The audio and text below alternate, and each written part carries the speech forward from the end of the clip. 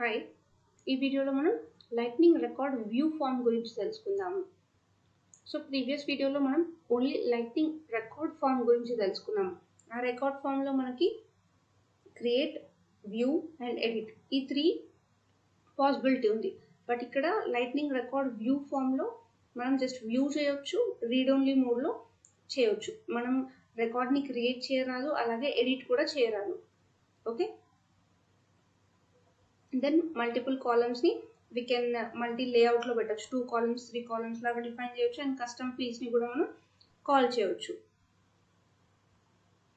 So ఈ lightning record view ఫామ్లో మనకి ఆ డేటాని వ్యూ చేయడానికి, అంటే ఆ ఫీల్డ్స్ని వ్యూ చేయడానికి మనకి ఈ layout, okay, lightning output field ఈ పర్టికులర్ ట్యాగ్ యూజ్ చేసి will display the fields.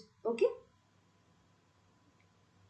And ఇది ఎందుకు యూజ్ చేస్తున్నాం? ఆల్రెడీ లైట్నింగ్ రికార్డ్ ఫామ్ ఉంది కదా, మళ్ళీ స్పెసిఫిక్గా ఎందుకు లైట్నింగ్ రికార్డ్ వ్యూ ఫామ్కి వెళ్తున్నాము అంటే, if you see lightning record ఫామ్లో మనం మెన్షన్ చేయలేము మనకు ఏ ఫీల్డ్స్ ఎప్పుడు కావాలి, ఫస్ట్ ఏది రావాలి, నెక్స్ట్ ఏది రావాలి, లేఅవుట్ని అరేంజ్ చేయలేము. అండ్ ఫీల్డ్స్ని కూడా లైక్ ఇప్పుడు సెక్షన్స్ లాగా డివైడ్ చేయలేము. గ్రిడ్, లైక్ ఎస్ఎల్డిఎస్ గ్రిడ్ అని ఒకటి ఉంటుంది రైట్, ఆ గ్రిడ్ యూజ్ చేసుకొని మనం ఇక్కడ మల్టిపుల్ గ్రిడ్స్ లాగా చేసి ఈ గ్రిడ్లో ఇన్ని ఫీల్డ్స్ కనిపించాలి, నెక్స్ట్ గ్రిడ్లో ఇన్ని ఫీల్డ్స్ కనిపించాలి, అలా మనం కస్టమైజ్ చేసుకోవచ్చు ఈ లైట్నింగ్ రికార్డ్ వ్యూ ఫామ్ని. So will do one more thing, ఇక్కడ లైట్నింగ్ వ్యూ ఫామ్ అని తీసుకున్నాము.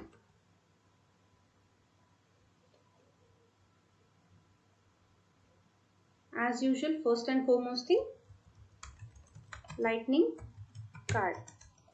Title enti will give lightning record view form.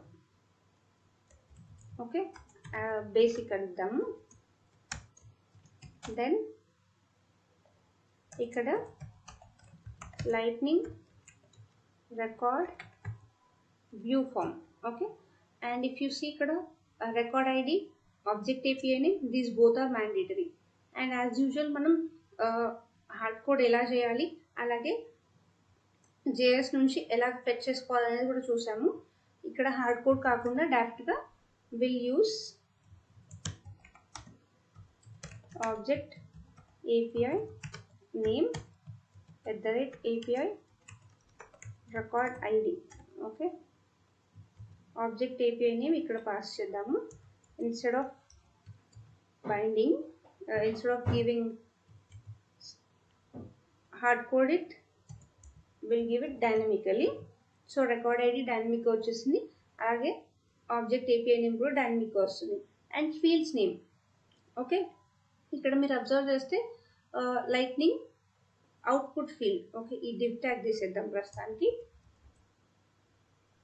Closing tag. And ఇక్కడ lightning output field, lightning output field ఏం చేస్తుంది, మనకి ఏదైతే ఫీల్డ్ నేమ్ ఇస్తామో ఇక్కడ ఆ ఫీల్డ్లో ఉన్న డేటాని మనకి జస్ట్ వ్యూ ఫామ్లో చూపిస్తుంది.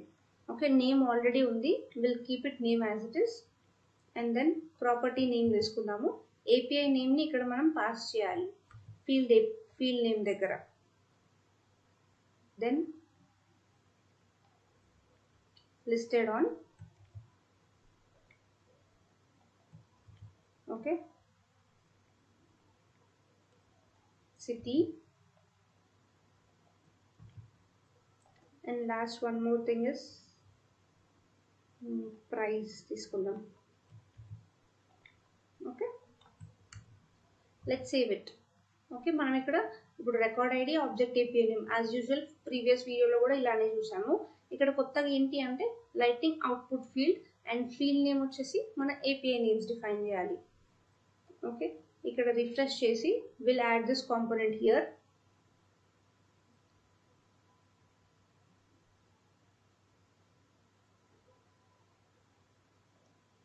సో ఎల్డిఎస్ ఫామ్ ఆల్రెడీ ఉంది, ఇప్పుడు వ్యూ ఫామ్ని ఇక్కడ ప్లేస్ చేద్దాము.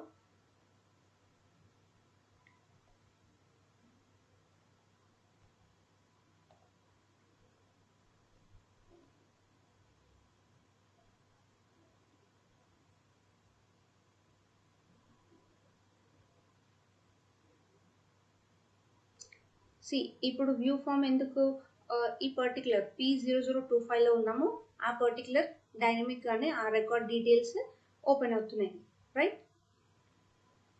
అండ్ ఆల్సో ఇక్కడ మనకి ఇప్పుడు ఏంటి ఒకటే కాలమ్ లాగా వస్తుంది. We can't mention here like layout type is equals to full or else compact అని చెప్పి. సో అలా మనకి టూ కాలమ్స్ లాగా కావాలంటే విల్ యూజ్ SLDS గ్రిడ్ అనమాట. ఓకే, సో ఇది సింపుల్, ఒక just record ID object API నుంచి అవుట్పుట్ ఫీల్డ్స్ ఇచ్చి విల్ డిస్ప్లే డేటా. నెక్స్ట్ వచ్చేసి సేమ్ ఇక్కడనే మనం మెన్షన్ చేసాం కదా HTML లో, అలా కాకుండా మనం JS లో కూడా we can mention. Okay, schema builder use చేసుకొని మనం ఒక్కొక్క ఫీల్డ్ని ఇంపోర్ట్ చేసుకొని we can pass here.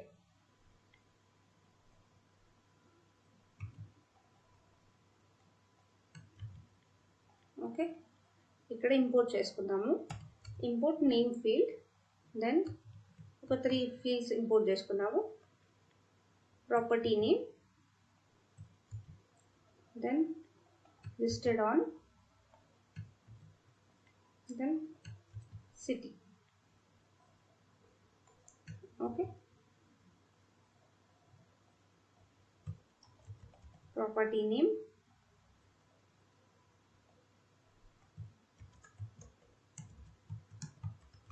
listed field and city field. So వీటిని మళ్ళీ మనం ఇక్కడ name equal to name field,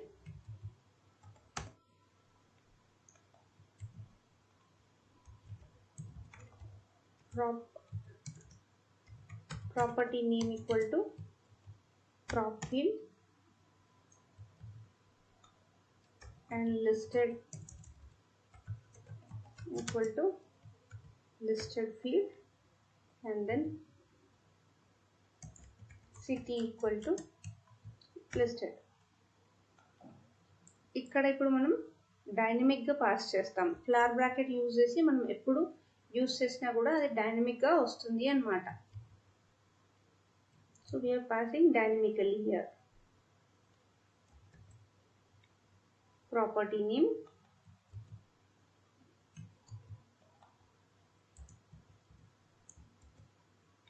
next listed,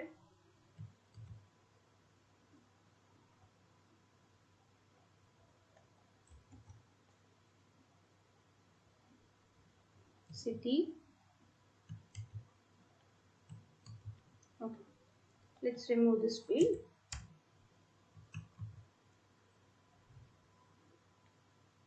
Okay, invalid property name.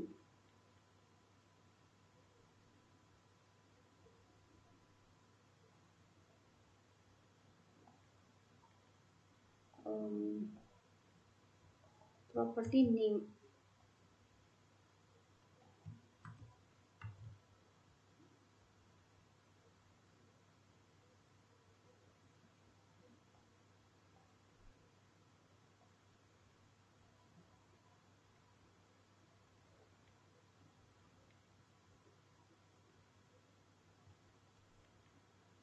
object API name,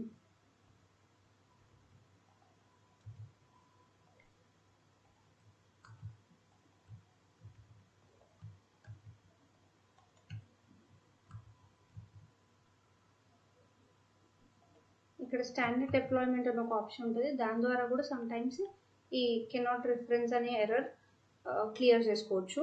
మనకి ఇక్కడ ఏమైనా స్టాండర్డ్ డిప్లాయ్మెంట్ ఉంటే మనకి ఎర్రర్ ఇక్కడ కనిపించదు, అదర్ వేలో ఉంటుంది ఎర్రర్. విల్ సీ అది ఎలా ఉంటుంది అనేది.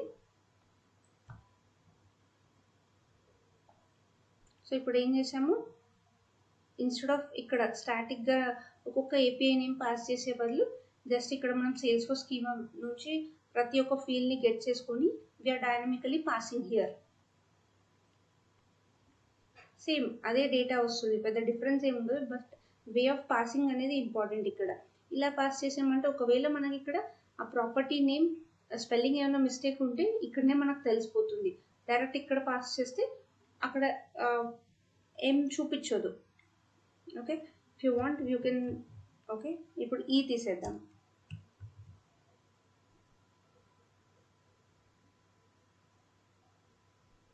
ఇక్కడ మనకి ఎర్రర్ ఏం చూపించట్లేదు. అండ్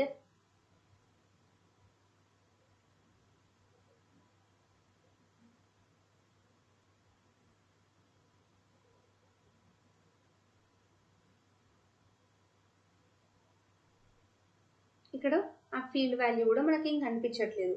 అంటే ఇట్స్ నాట్ సెక్యూర్ అనమాట. ఇట్లా డైరెక్ట్ ఇక్కడే మనం ఏపీఐ నేమ్స్ పాస్ చేస్తే మనకు ఆ ఫీల్డ్ కూడా ఏపీఐ నేమ్ తప్పుంటే ఆ ఫీల్డ్ ఇగ్నోర్ చేస్తుంది జస్ట్. బట్ అదే మనం డైరెక్ట్ సేల్స్ఫోర్స్ స్కీమా అక్కడ నుంచి ఇంపోర్ట్ చేసుకున్నాం అనుకోండి, ఫస్ట్ ఆఫ్ ఆల్ అది సేవ్ అవ్వదు. బికాజ్ అక్కడ మనం ఏదైనా మిస్టేక్ చేస్తే it will not let us save the component. So safest way is importing from Salesforce using Salesforce schema. Okay, price వచ్చింది, ఎంటీ ఉంది కాబట్టి it came empty. Okay, better is ఇట్లా డైనమిక్గా పాస్ చేయడం. And next thing is using scheme. ఇప్పుడు SLDS grid use చేసి 2 కాలమ్స్గా divide చేస్తాము. ఇక్కడ ఇప్పుడు మనకు ఎన్ని ఫీల్డ్స్ ఉన్నాయి? 1 2 3 4 5 ఫీల్డ్స్ ఉన్నాయి కదా. ఒక 2 ఫీల్డ్స్ ఒక గ్రిడ్లో పెట్టి ఇంకొక గ్రిడ్లో ఇంకో 3 ఫీల్డ్స్ పెడదాము. అందుకని చెప్పి మనం ఇక్కడ SLDS గ్రిడ్ ఈ క్లాస్ని తీసుకుంటున్నాము. Okay, so first SLDS grid. ఈ గ్రిడ్లో మనకి 2 కాలమ్స్గా డివైడ్ చేస్తున్నాము. ఓకే, సో ఫస్ట్ కాలమ్ వచ్చేసి సైజ్ 1/2. 2 కాలమ్స్ ఇప్పుడు మనకు 3 కాలమ్స్ కావాలంటే 1/3 చేస్తాము. SLDS కాల్ సైజ్ ఏంటి? 1/2. అండ్ ఈ 1/2లో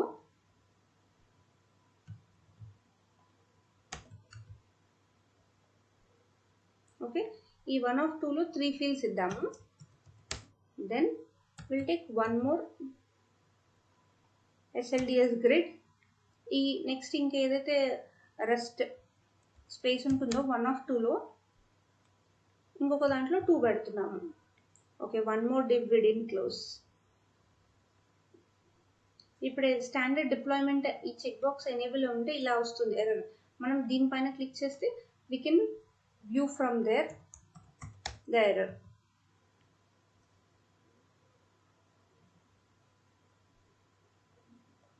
సో ఇలా ఉంది కదా. విల్ సి, రిఫ్రెష్ చేసి చూద్దాము. 2 కాలమ్స్ లాగా రావాలి, గ్రిడ్ లాగా.